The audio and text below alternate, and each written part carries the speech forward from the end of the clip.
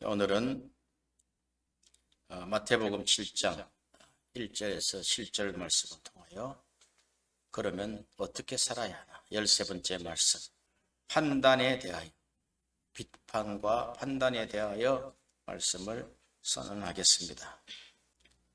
여러분은 어떤 사회에서 살기를 원하십니까? 명쾌하지만 굉장히 복잡한 질문입니다.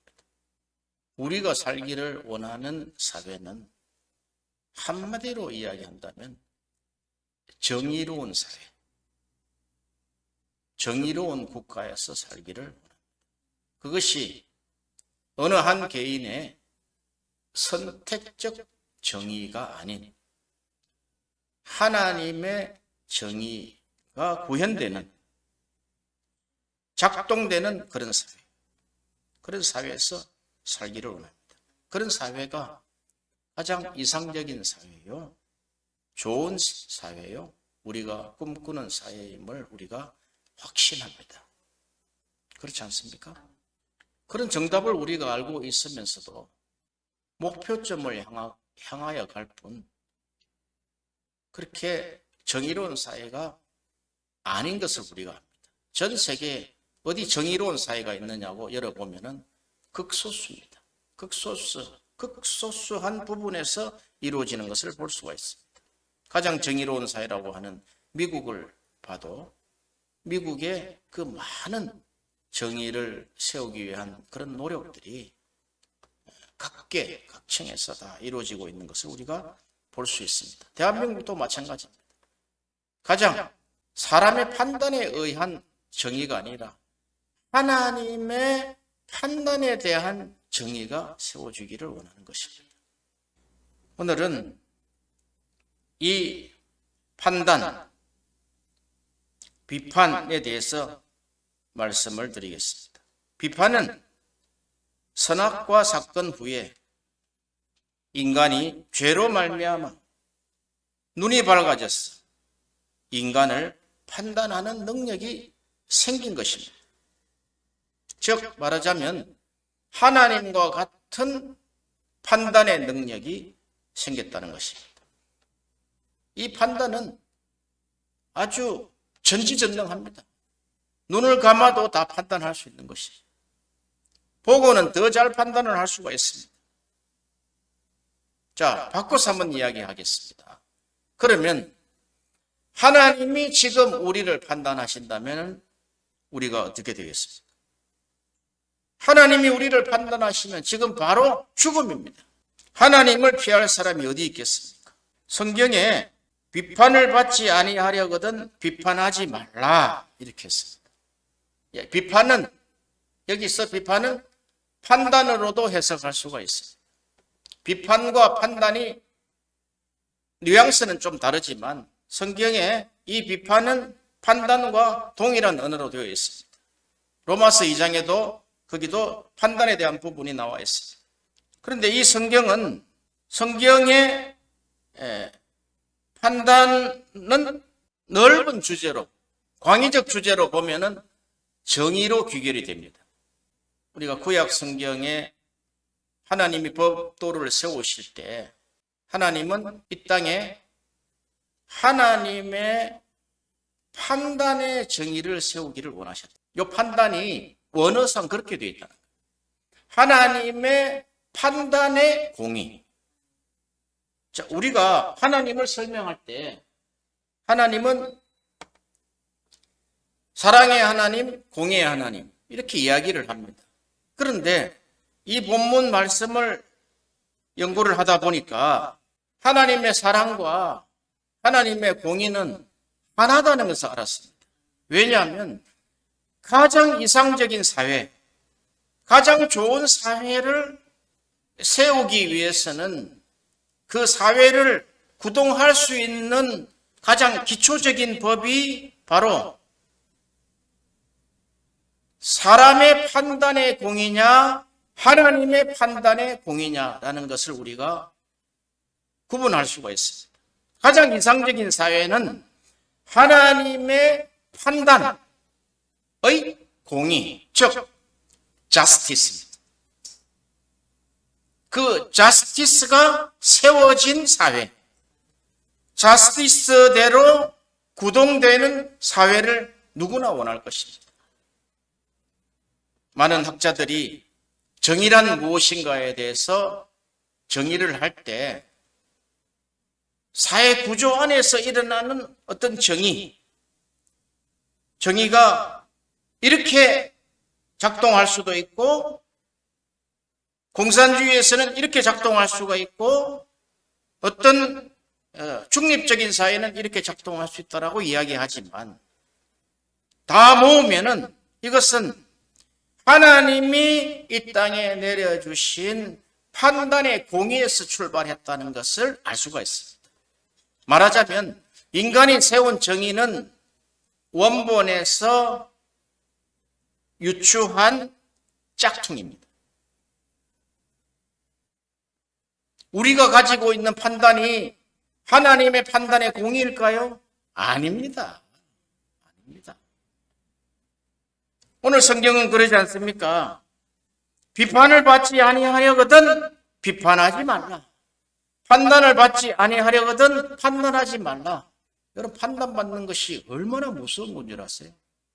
우리가 상대로부터 모멸감을 당할 때 죽고 싶은 심령을 가지고 있는 것이 바로 비판이며 판단입니다. 그렇다면 안 해야 되는데 이 판단은 묘한 맛을 가지고 있습니다. 비판하면 할수록 자기의 자존감이 올라가는 그런 묘한 어떤 그런 느낌들이 있다 이 말이죠.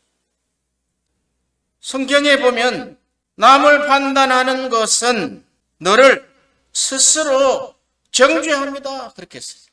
바울은 그렇게 이야기했어요.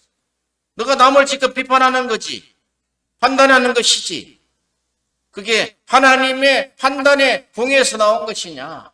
No. 너가 판단하는 것은 바로 너 스스로를 정죄하고 있는 것이야. 너에게 정죄된 너의 판단이 나타나는 것이야. 이렇게 했단 말입니다.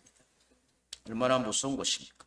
그 정죄함은 심판이 있을 것이라고 했습니다. 성경은 주님도 말씀하셨지만 이 판단은 반드시 심판이 있다는 거예요. 너희가 판단하지 말라, 비판하지 말라. 그러면 이것이 율법입니다. 율법. 그렇잖아요? 그럼 하나님의 은혜의 법은 무엇이냐? 너희가 판단을 받지 아니하려거든 판단하지 말라는 거예요. 왜? 그것에 심판이 있기 때문에. 그것이 하나님의 사랑 아닙니까? 우리는 하나님을 우리의 영혼으로부터 만날 수밖에 없습니다. 하나님은 우리 육신으로 만날 수가 없습니다. 하나님은 영이시니 신령과 진정으로 예배하는 자들 하나님이 찾으신다 그랬단 말이죠. 우리가 하나님과 하나님에 속한 자들, 하나님 안에 거하는 자들, 예수님과 하나님이 함께 거하시는 그 거하심에 함께 거하기를 원하는 자들, 함께 거하는 자들은 하나님의 계명을 지키는 자다. 그래서 그 하나님의 계명을 지키는 자는 나의 참 제자가 되고 내가 그에게 나를 나타내리라. 그랬어요. 이 판단은 하나님이 나타나는 하나님의 도구입니다. 우리가 포갑자가 되어가지고 우리가 공산주의의 지도자처럼 사람을 판단하고 비판하고 괴멸시키는 것은 그것은 반드시 심판이 따른다는 것이다. 그런데도 하나님은 기가 막히게 그 판단을 통해서 인간을 사용하신다는 것을 알 수가 있습니다. 여러분, 판단 없이 되는 게 있습니까? 비판 없이 되는 것이 있습니까? 다만 이 판단이 너로부터 출발했는지 하나님으로부터 출발했는지, 더 구체적으로 너의 판단이 하나님의 근심으로 나타난 판단인지, 우리가 영혼과 영혼의 만남이 이런 하나님 안에서 우리가 서로 말씀을 나눌 때 영혼이 영혼에게 말씀을 전하는 것입니다. 그럴 때 우리가 우리 뇌 속에 있는 내가 생각하는 그 판단과 비판은 그 영혼을 망가뜨려 버린다.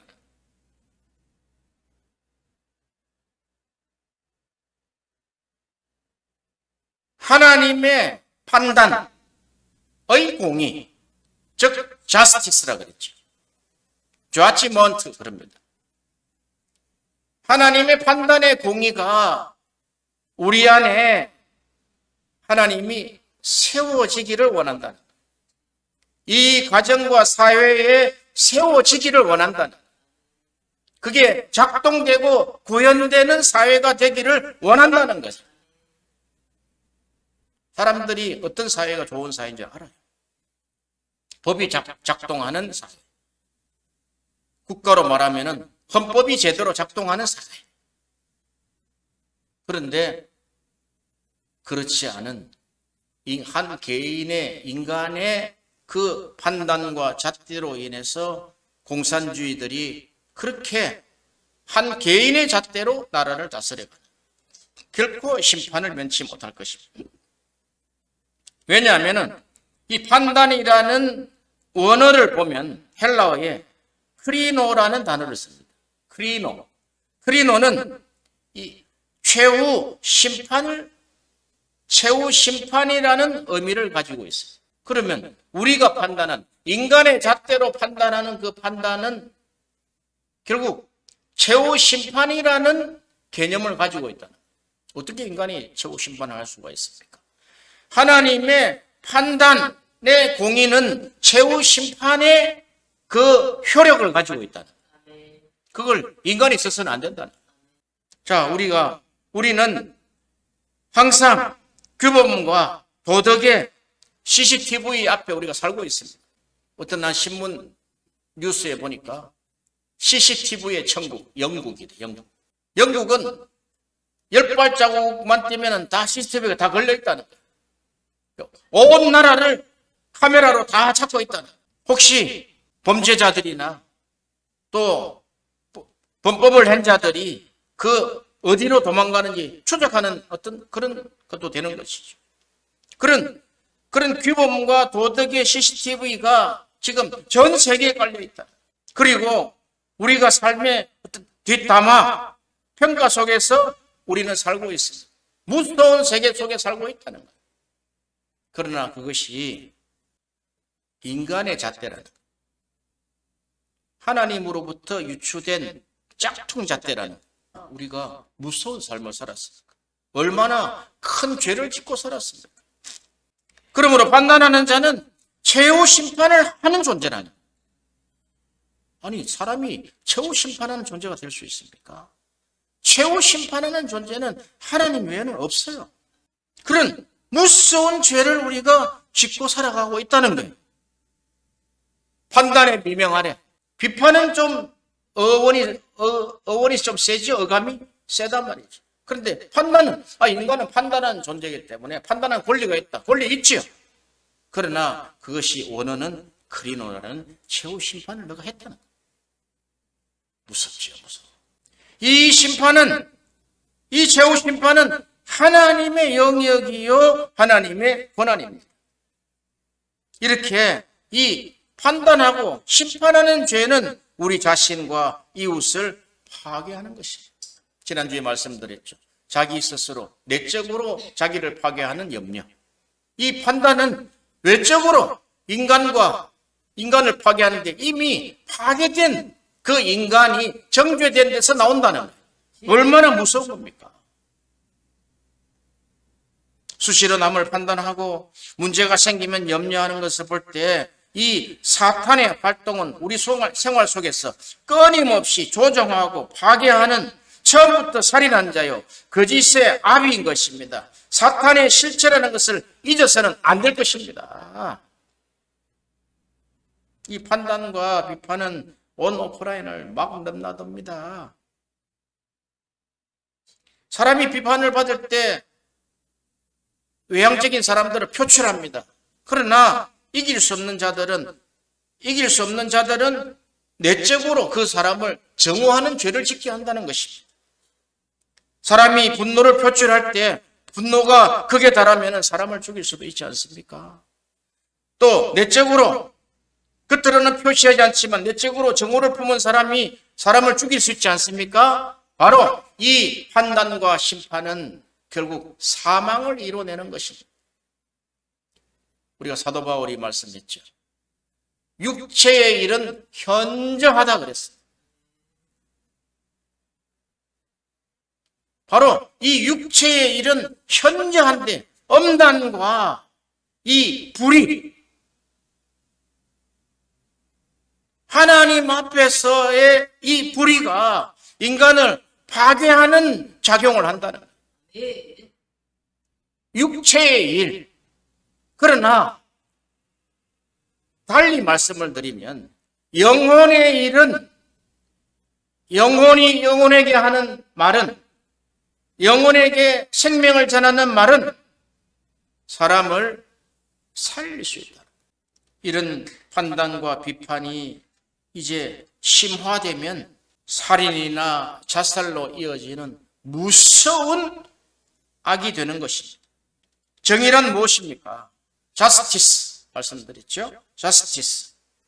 성경의 정의는 하나님의 판단의 공입니다. 킹 제임스 버전에는 너무너무 잘 설명을 했어요. 규례, 법도 이러는데 하나님의 말씀이 규례요, 법도요. 규례일 수 있고 법도일 수 있다. 우리가 시편 119편에 보면은 하나님의 말씀에 대해서 온전한 정의를 내려놨습니다. 규례와 판단과 율법과 법도와 말씀과 이렇게 다 나가는데 이게 도대체 이 전체를 하나님이 가장 이상적인 세상을 세우기 위한 하나님의 계획이구나. 그 가장 밑바탕에 하나님의 판단의 공의가 세워져야 된다는 것입니다. 인간의 판단의 공의가 세워져가지고 사람을 독재자들이 자기 마음대로 사람들을 쳐요. 무슨 그게 죽일 일입니까? 내 나라를 떠나서 다른 나라로, 좋은 나라로 가겠다는데 그게 무슨 죽일 일입니까? 내가 이민을 가겠다는데 그게 무슨 잘못된 일입니까? 물론 각 나라마다 어떤 규제가 있지만, 그러나 내 나라를 떠나서 나는 더 좋은 세상으로 가서 내 이상을 펼치고 싶다 하는 사람에게 사형을 전한다면 그것은 인간으로부터 나온 법도지요. 인간으로부터 나온 판단이라는 것입니다.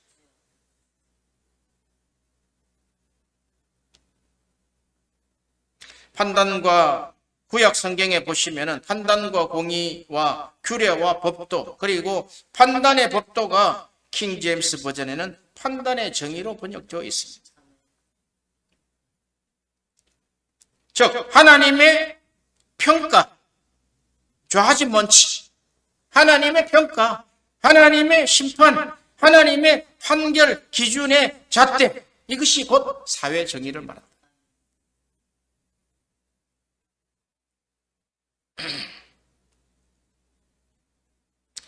모세를 비롯한 모든 선지자들이 걸었던 하나님의 길이며 선지자들이 선포한 말씀을 보세요. 전부 이 기준에서가 있습니다. 하나님의 판단에 공의 앞에 회개하라. 너가 살기를 원하느냐?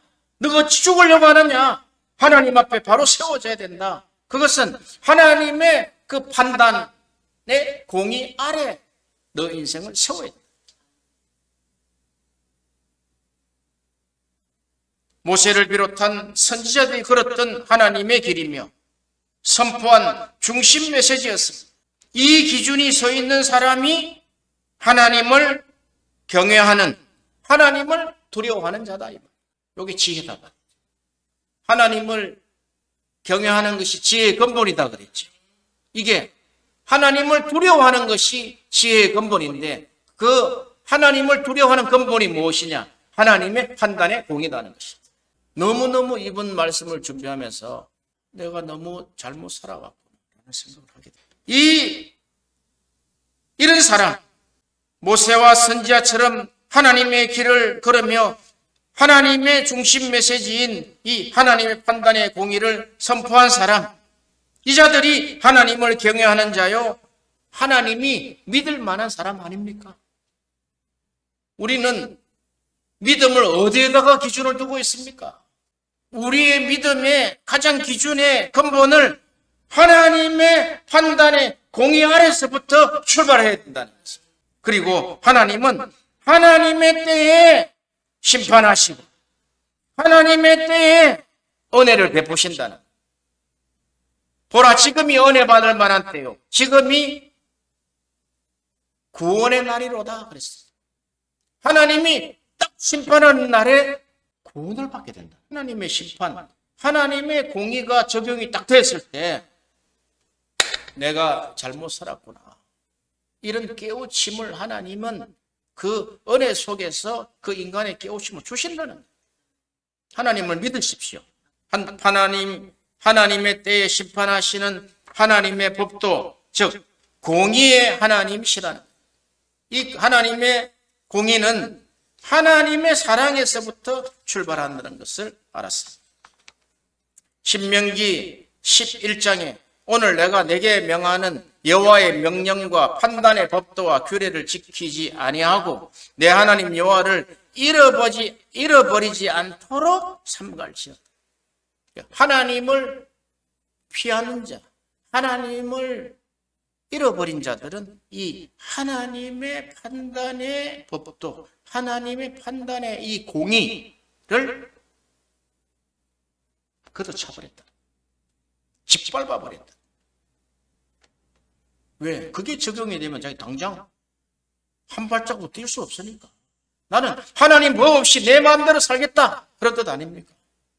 하나님의 그 법이 걸림돌이 되니까 그 하나님의 판단의 공의가 세워진 사람이 정말 하나님이 보실 때 믿음직한 사람 아니겠습니까? 그 자를 통해서 일하지 않겠습니까? 인간은 거짓되되 모든 사람이 거짓되다 그랬습니다. 모든 사람이 하나님의 심판 아래에 있다는, 거기 로마서잖아요. 의인은 없나니 하나도 없고 모든 사람이 다 거짓되다는, 모든 사람의 이 땅에 온 모든 사람들이 다 거짓되다는, 다만 하나님의 판단에 공의 위에 세워졌을 때 하나님은 그 사람의 믿음을 사용했다는 거예요. 하나님의 그 판단의 공의가 벗어났을 때는 엉뚱한 짓을 한다는 거예요. 모세도 구스 여인을 취했단 말이죠. 그런데 아론과 미리암이 판단을 했잖아요. 판단한 자에게 하나님이 뭘 주셨어요? 문둥병을 주셨다. 그 모세가 한 행동이 잘한 행동이냐? 그렇지 않죠. 그가 하나님의 판단의 법도를 벗어났을 때 그 짓을 했다는 거예요. 다윗이 하나님의 판단의 공의를 벗어났을 때 우리아의 아내 바세바를 강간을 했다. 그 뒤에 엄청난 회개를 통해서 인생의 파란만장한 곡절을 겪으면서 그 죄를 평생에 회개하는 것을 우리가 볼 수 있었어요. 하나님은 이 공의가 세워졌을 때, 하나님의 판단의 공의가 세워졌을 때 하나님이 일하시고, 공의가 세워져 있지 않을 때 하나님 버려버리신다. 왜? 모세한테 그랬지 않습니까? 너가 나의 영광을 나타내지 못했다는 거야. 그 반석을 명예라 그랬는데 반석을 왜 너의 기준과 잣대로 반석을 쳐서 물을 내느냐? 그렇지. 너는 내가 이 사건을 통해서 내가 너를 버리겠다. 버려버렸어. 시체가 어디 있는지도 몰라. 하나님 감춰버렸어. 구원받았느냐 아니냐, 그런 문제는 다른 개념입니다. 구원은 하나님의 개념이다. 우리 인간이 뭐 구원을 받았느냐 못 받느냐, 구원을 받는다 못 받는다, 그런 헛소리나 그런 판단은 다 지금 이제부터 그 판단은 다 지옥불로 보내시기를 바랍니다. 얼마나 무서운 일입니까? 심판하는 자가 바로 문 앞에 있는데, 신명기 26장 16절에 오늘 내 하나님 여호와께서 이 규례와 판단의 법도를 행하라고 내게 명령하시나니 그런즉 너는 마음을 다하고 뜻을 다하고 지켜 행하라. 그리하면 너가 생존하여 번성할 것이요 또 내 하나님 여호와께서 내가 가서 차지할 땅에서 내게 복을 주실 것입니다. 이렇게 정해놨단 말이에요. 하나님의 판단의 공의대로 너가 산다면, 그것을 너는 마음을 다하고 뜻을 다하고 지켜 행하면, 신명기 6장은 이래 나와 있죠. 마음을 다하여 뜻을 다하여 목숨을 다하고 지혜를 다하여 하나님을 사랑하면 같은 말이다. 우리는 그것을 다른 개념으로 보고 있었다. 하나님을 사랑하는 것은 하나님의 그 법도를 지키는 것이, 하나님의 판단의 공의 아래에 있는 것이요 하나님을 두려워하는 것이다. 우리는 하나님을 두려워하는 모습이 있습니까? 그럴 때 얼마나 우리가 교만하게 하나님 앞에 그래도 내가 죽지 않지 않느냐, 천만의 말씀입니다. 그 자체가 하나님을 떠난 것입니다. 욥이, 동방의 가장 큰 부자 욥이 하나님의 그 손안에 있는, 하나님의 손안에 있는 사탄을 통해서 그 가정이 무너집니다. 모든 것을 다 잃었어요. 자녀도 다 잃고 재산도 다 잃고 자기 몸도 병들었습니다. 그러나 욥이 모르고 있었던 결정적인 진리가 하나 있습니다. 그것이 하나님의 판단의 공이었어요. 시편 욥기서 40장 8절에 너가 내 판단의 공의를 무효로 하려느냐? 어찌하여 너의 의를 세우려고 나를 정죄하느냐? 욥이 여기서 깨졌어. 하나님의 판단의 공의를 다스리고, 그런데 나는 죄를 짓지 아니하였으므로 하나님이 죄인이다. 욥이 자기가 의인이다. 하나님이 인정한 의인이다. 의인이죠. 그러나 의인이 더 고난을 많이 받는다는 것을 우리가 알아야 됩니다. 우리가 의인이 되고 하나님 말씀을 더 잘 지키고 하나님을 더 사랑하는데 고난이 더 있는 것은 하나님이 그 한 사람을 다스려 나가는, 가장 귀한 진주로 다스려 나가는, 이 마태복음 7장을 보면서 오늘 읽으면서 따로 한 구절이 따로 다시 딱 보입니다. 7장 3절에 어찌하여 형제의 눈 속에 있는 티는 보일 줄 알면서 너 눈 속에 있는 들보는 깨닫지 못하느냐. 보라, 너 눈 속에 들보가 있는데 너 눈 속에 대들보 같은 게 지금 있어. 대들보는 건축하는 기둥이잖아요. 집을 세우는 기둥이다. 그것이 너 눈 안에 그 기둥이 하나 들어있는데 왜 남의 티를 보고 자꾸 너가 비판을 하고 판단을 하느냐? 너에 있는 그 대들보를 빼낸 상태에서 남의 티를 보는 것은, 들보를 빼어내고 그 후에야 밝히 보고 형제의 눈 속에 티를 빼리라. 그게 무슨 뜻이냐? 내 속에 이 남을 비판하고 정죄하고 판단하고 헤아리는 이 들보가 완전히 제거될 때, 그 제거는 어떻게 제거되겠습니까? 어떻게 제거가 되겠습니까? 제거되는 부분은 오늘 지금 잠깐 둡시다. 그러면 이게 제거됐을 때 형제의 눈 속에 티를 뺄 수 있다는 거예요. 곧 이런 것입니다. 너가 순결하고 깨끗하고 너가 거룩한 영혼이 되었을 때 상대편이 널 보고 그가 순결해질 것이다. 그가 거룩해질 것이다. 너의 착한 행실을 보고 저가 하나님께 영광을 돌릴 것이다. 할렐루야.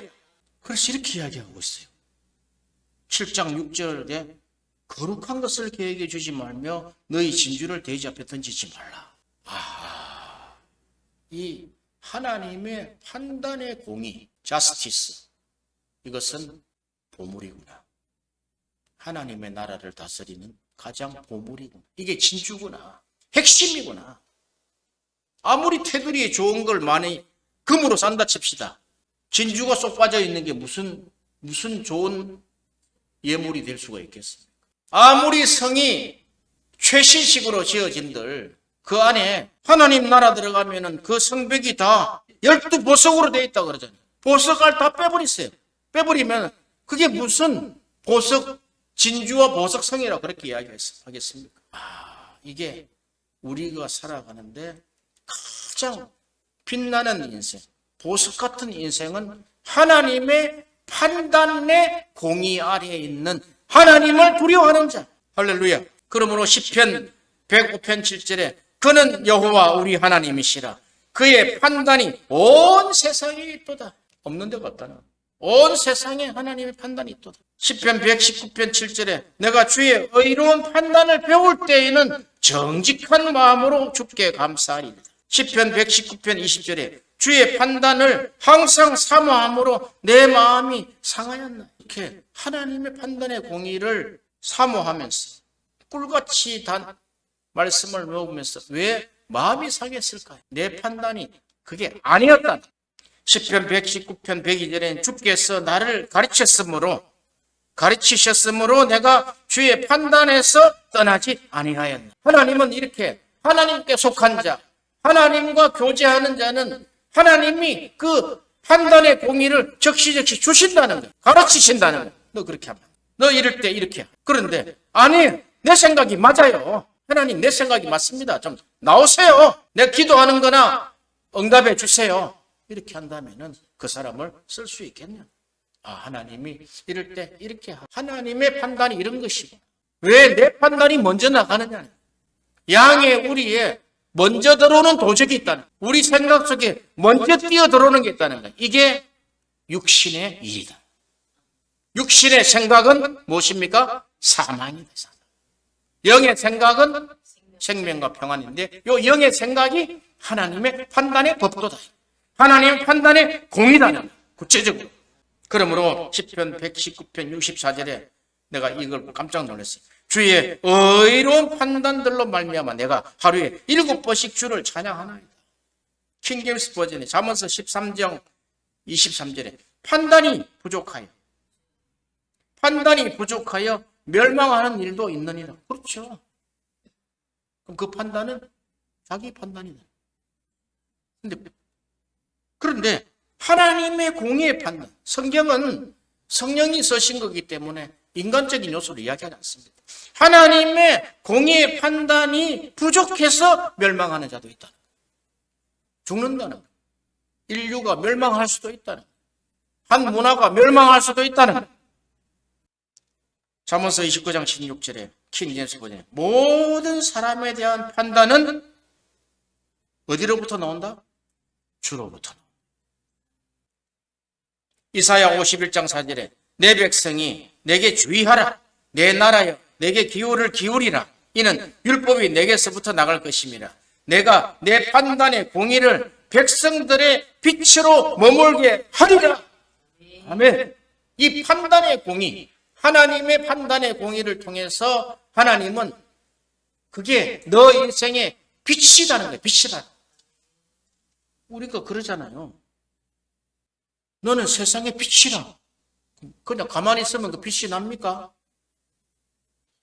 하나님의 의로운 판단으로 말미암아 그 인생의 길을 갈 때 그것이 우와 빛대다 따라가고 싶다 빛에 모이는 거지 않습니까? 이사야 59장 8절에 이방들은 그들은 평강의 길을 알지 못하며 그들이 행하는 곳에는 판단의 정의가 없으며 굽은 길을 스스로 만드나니 무릇 이 길을 밟는 자는 평강을 알지 못하리라. 북한에서 살다가 온 탈북한 한 여인이 한국에 와서 목사님 된 사람이 있죠. 그러니까 북한에 있을 때 평안이란 단어가 북한에는 없대요. 중국에 탈북해가지고 선교사님한테 하나님의 평안이 하나님의 평강이 너를 지킬 것이다 했을 때 그게 이해가 안 된다는 거예요. 내 마음에 평안이 없는데 그러니까 이 공산주의자들 북한 공산주의자들은 인간을 다 파괴시켰다. 가장 인간이 그 평안하게 그냥 내가 그냥 평화롭게 내 마음대로 이런 것이 아닙니다. 내 마음에 내 중심에 평화롭게 살 수 있는 이게 평화의 근본이 하나님의 판단의 공의 아래 살게 되는 하나님을 두려워하는 자는 그 마음속에 평강이 있도다 하시다. 너희가 평안하냐? 이사야 61장 8절에 무릇 나 여호와는 판단의 정의를 사랑하며 불의의 강탈을 미워하며 성실히 그들에게 갚아주고 그들과 영원한 언약을 맺을 것이다. 하나님의 판단의 정의를 사랑하는 자들은 하나님이 영원한 언약을 맺을 것이다. 우리가 아브라함으로부터 창세기 17장에 하나님이 이제 아브라함 언약을 맺는데 우리도 아브라함처럼 언약을 맺을 것이다. 우리는 아브라함 언약 속에 있는 자들이니까. 그런데 그 안에 결정체가 뭐냐면 하나님의 판단의 공의, justice. 창세기 18장 18번지 시작. 아브라함은 강대한 나라가 되고 천하 만민은 그로 말미암아 복을 받게 될 것이 아니냐. 내가 그로 그 자식과 건속에게 명하여 여호와의 도를 지켜 의와 공도를 행하게 하려고 그를 택하였나니 이는 나 여호와가 아브라함에 대하여 말한 것을 이루려 함이. 여기에 여호와의 도와 의와 공도는 한마디로 이야기하라면 하나님의 판단의 공의요, 도요, 법도요 이 말이다. 그냥 아브라함 하면 우리가 영원한 언약을 통해서 아브라함의 복을 받느냐? 천만의 말씀입니다. 이렇게 우리가 끝없이 성경을 사랑하고 끝없이 하나님을 사랑하고 이 말씀을 끝없이 사모할 때 이렇게 오늘 같은 이런 말씀을 주신다는 거예요. 할렐루야. 예레미야 5장 1절에 너희는 예루살렘 거리로 빨리 다녀서 그 넓은 거리에서 찾아보고 알라. 너희가 만일 판단의 정의를 행하며 진리를 구하는 자를 한 사람이라도 찾으면 내가 이 성읍을 용서하리. 없다. 예루살렘 파괴를 막을 수 있는 단 한 가지 방법은 판단의 정의를 구하는 자 한 명만 있으면 된다는 거. 없다.